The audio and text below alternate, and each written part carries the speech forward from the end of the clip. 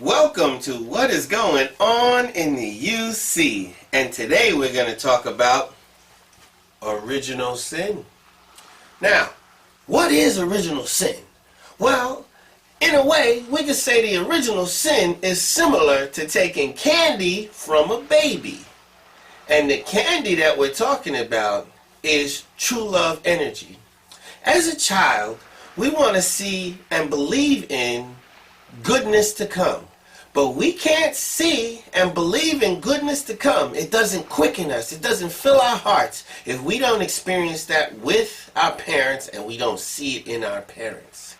If you have something that is given to you for the sake of your children and you eat it before you're able to give it to your children, that's pretty daggone tragic.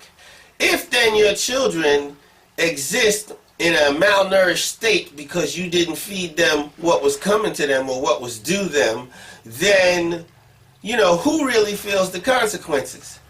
Original sin is unique because it corrupts in a way that the worst of the consequences are not felt by the perpetrators, the people who committed the crime. And original sin is tricky because usually if some delicious act is immediately followed by some painful, bad feeling, and every time you do the act, you get a good feeling, but immediately after that you get a bad feeling, pretty soon you realize that the two of them are connected.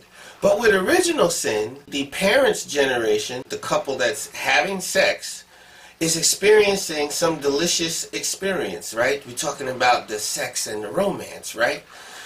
And the after effect, or the negative effect, is experienced by the children.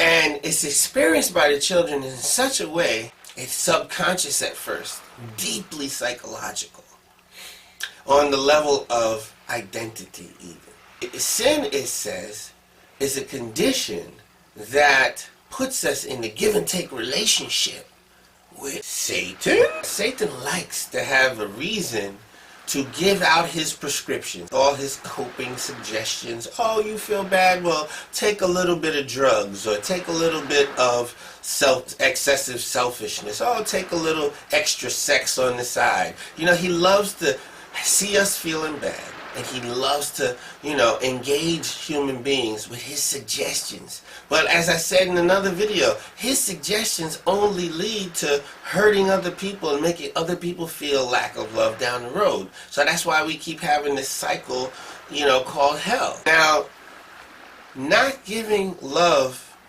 to your children and not being in the sex and the romance for the sake of the children, that's just criminal.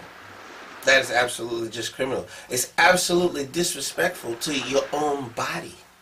It is absolutely disrespectful to your own body. That's why the Bible says sexual immorality is disrespectful to your own body. Because your body has an original intended function. When you look at a penis or a vagina, what you're looking at is the potential to create a human being. These are awesome organs. What Satan did was he took our natural curiosity, the natural curiosity of Adam and Eve. He stoked the flames of desire to the point where it was excessive in us.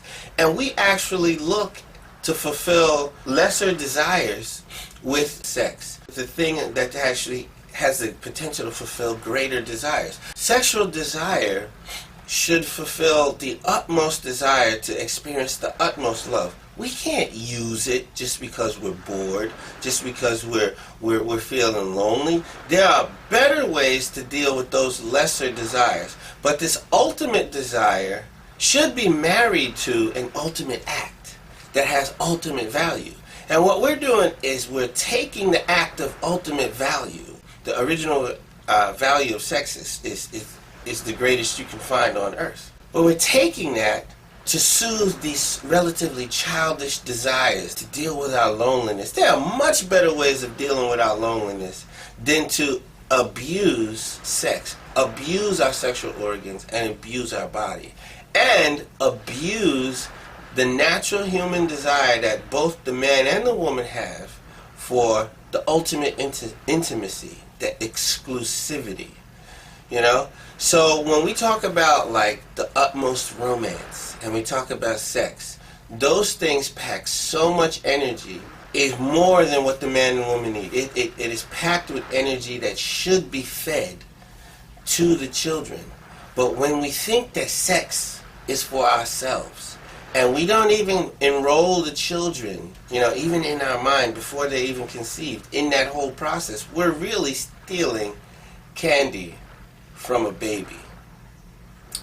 And the consequences to them feeling that something is missing means that we're allowing them to even start off their existence with a reciprocal base with Satan. Because Satan loves to see people who feel that something is missing. Even Satan is bold enough to approach someone like Jesus and say, hey, why don't you turn this stone to bread? Hey, why don't you jump off from the top of the temple and see if I'll catch you? He loves to approach people who he thinks might not know who they are. The original sin is where we actually set all of our descendants up to feel lack of love and to have that reciprocal base with Satan. We actually attracted Satan to our children through the misuse of sex.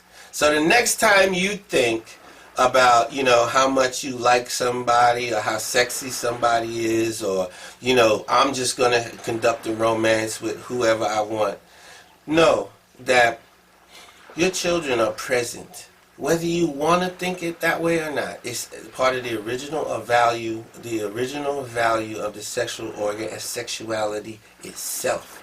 It's part of the original poetry of sex and coupling and romance itself, that your children are present. So next time you think that you're going to take a moment of romance or take a moment of sex or just enroll somebody in your, you know, romantic fantasy and get them to fall in love with you, the next time you think about that without thinking about the possibility of children, you should know that you've learned the worst behavior from this world. And good things are not going to happen if you ignore those lessons from your parents. Okay.